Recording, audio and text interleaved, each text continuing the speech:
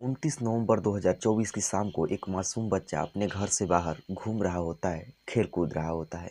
फिर वह अचानक से जब अपने घर में जाता है तो वह देखता है तो जो उसकी माँ होती है वह उसके चाचा के साथ ऐसी स्थिति में सो रही थी।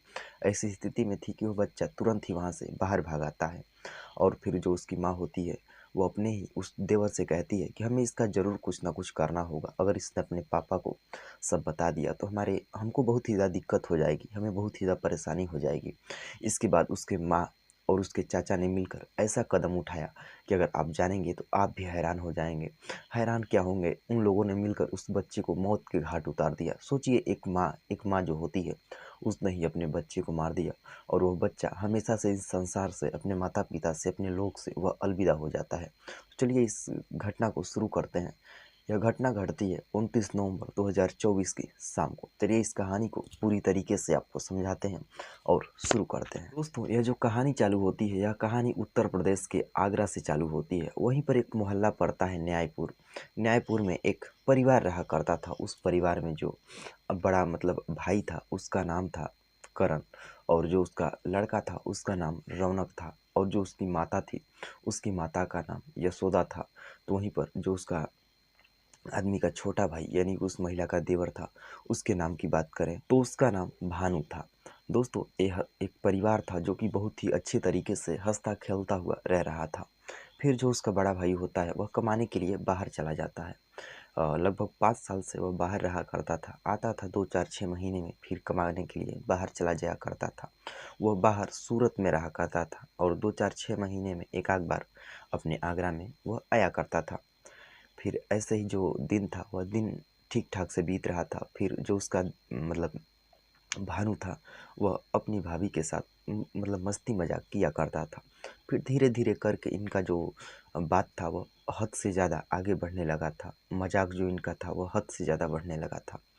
फिर धीरे धीरे करके जो इनकी संबंधिक जो शारीरिक मिलाप था वह भी होने लगा है, और वह एक दूसरे से प्यार करने लगे थे। फिर जो दिन था वह धीरे धीरे बीत रहा था। इनका पारस्परिक मिलान जो है वह कम होने का नाम ही नहीं ले रहा था।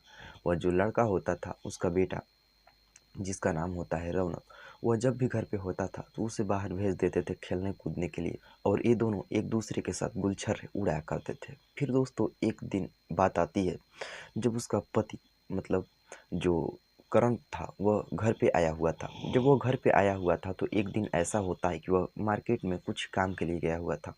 बेटा रौनक घर पे ही था। जब वह घर पे ही था तो उसे वो लोग भेज देते हैं बाहर खेलने के लिए। जब वह बाहर खेलने के लिए जाता है तो जो भानु और जो यशोदा थी वह एक दूसरे के साथ गलत संबंध बनाने लगते हैं। वह एक कमरे में, और वह दरवाजे को बंद करना भूल जाते हैं। फिर जो लड़का होता है वह अचानक से खेलता कूदता हुआ घर में घुस जाता है चिल्लाते हुए। फिर वह देखता है उन लोगों को ऐसी स्थिति में तो वह तुरंत ही वहाँ से बाहर भाग आता है। इसके बाद जो अब लड़का होता है जिसका नाम भानु होता है वह महिला के कहने पर बाहर आता है और कहता है कि इसका कुछ न कुछ करना पड़ेगा। लेकिन जो भानु होता है वह कहता है कि नहीं, बच्चा है, कुछ नहीं कहेगा। लेकिन महिला जो होती है उसे डर लग रहा था। वो बोल रही थी कि नहीं, मुझे डर लग रहा है, मुझे लगता है कि ज़रूर कुछ न कुछ गड़बड़ हो जाएगी। समाज में तमाम प्रकार के हमें ताने पड़ेंगे, अगर लोग जानेंगे तो क्या कहेंगे। इस बात से जो भानु होता है तो वह बोलता है कि ठीक है, आप ही बताओ कि क्या करना होगा। तो जो महिला होती है उसकी माँ यशोदा, वह कहती है कि हमें इसको रास्ते से हटाना होगा। अगर हमने रास्ते से नहीं हटाया तो हमें आगे तमाम प्रकार की दिक्कतें हो सकती हैं, हमारा नाम भी खराब हो सकता है। तो बोलता है कि चलिए ठीक है, आप जैसा कहेंगी वैसा हो जाएगा। इसके बाद वो लोग बोलते हैं कि हमें इसको रास्ते से हटाना होगा। तो यह बात थी 29 नवंबर की शाम को 2024 की। 29 नवंबर का दिन बीतने वाला होता है, तभी उसका जो पिता होता है जिसका नाम करण होता है वह भी मार्केट से घर आ जाता है। और जो दिन था वो पूरा रात हो जाती है। अब एक दिन बीत जाता है, लेकिन जो महिला होती है इससे डर तो लग रहा था। फिर दूसरा दिन आता है 30 नवंबर का। 30 नवंबर के दिन जब वह पिता किसी काम से फिर बाहर चला जाता है करण, और ये लोग मिलकर उस बच्चे की हत्या कर देते हैं। दोस्तों, पुलिस वालों ने बताया है कि जो कपड़ा धोने वाला कपाट होता है उसी से मारकर इन लोगों ने उसकी हत्या कर दी थी। दोस्तों इन्होंने उस बच्चे को मारकर दो मतलब बोरे में भर दिया था, और बोरे में भरने के बाद इन्होंने खुद ही माँ जो होती है वह चिल्लाने लगती है, बिलखने लगती है और रोने लगती है। वह पुलिस में जाकर कंप्लेन लिखाती है कि मेरा बेटा जो है गायब हो गया है। वह ऐसे नाटक कर रही थी कि जैसे उसने कुछ देखा ही नहीं हो, उसने कुछ किया ही नहीं हो। इसके बाद जो उसका पिता होता है लड़के का, करण कुमार, वह आता है, बोलता है कि तुम टेंशन मत लो, वह कहीं चला गया होगा या कहीं गुम हो गया होगा, वह मिल जाएगा 1-2 दिन में। लेकिन महिला ऐसे नाटक कर रही थी जैसे कि मतलब बहुत ही ज़्यादा कुछ दिक्कत हो गया हो। वह अपने आप को कुछ इस तरीके से दिखा रहे थे। फिर लगभग 2 दिन बीत जाते हैं। अब छत के ऊपर बोरी में ही वह लाश पड़ी हुई थी। इसके बाद उस लाश में से बास आने लगती है, यानी कि बदबू आने लगती है। इसके बाद उन लोग जो होते हैं, जो पुलिस के चारों तरफ परिक्रमा होता है, चारों तरफ पुलिस वाले होते हैं इधर, और गाँव वाले भी होते हैं, मोहल्ला होता है, तो लोग उसको कहीं फेंक नहीं पाते हैं, बल्कि अपने ही छत पर से एक गली में फेंक देते हैं कि अब पुलिस पकड़ेगी तो जिसे पकड़ेगी तिसे पकड़ेगी, हम लोग का तो नाम आएगा नहीं।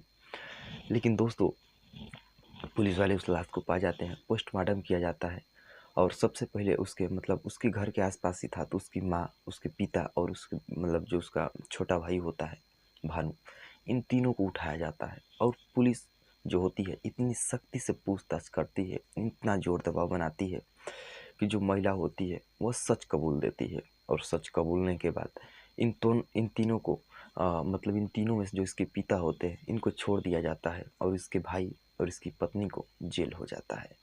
और जेल होने के बाद जेल ही नहीं होता, बल्कि तमाम प्रकार की लोगों के द्वारा सोशल मीडिया के माध्यम से जब लोगों को यह घटना पता चलती है, अभी हाल फिलहाल की यह घटना है, तो जो लोग थे वो बड़े ही आक्रोश में थे कि क्या एक माँ जो होती है, कहते हैं कि बेटा जो मतलब पूत होता है वह कुपूत हो जाता है, लेकिन माता कभी कुमाता नहीं होती।